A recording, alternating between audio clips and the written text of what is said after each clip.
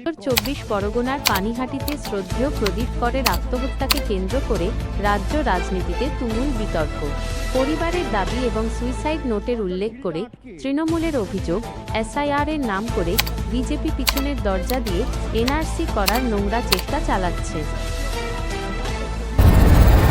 SIR ঘোষণা হওয়ার পর থেকে এই রিজেন্ট কলোনি, নেতাজি নগর, দুজন ব্যক্তি মারা গেছে। আজকে একজন ভদ্রলোক মারা গেছে খড়দাতে, তার নাম প্রদীপ কর। কালকে এসআইআর ঘোষণা হওয়ার পর ভদ্রলোক এতটাই ভীত সন্ত্রস্ত হয়ে গেছে যে কোনোদিন নিজের শোয়ার ঘরে গিয়ে তিনি ছিটকানি আটকে বা দরজা বন্ধ করে কোনোদিন ঘরে শোয় না। দরজার খিলটা আটকে ছিটকানি মেরে তিনি শুতে গেছে। আজকে তার মৃতদেহ উদ্ধার করছে এবং তার সাথে তার সুইসাইড নোট। সেই সুইসাইড নোটে প্রয়াত প্রদীপ কর তিনি লিখছেন, আমার মৃত্যুর জন্য দায়ী হচ্ছে এসআইআর এবং এনআরসি।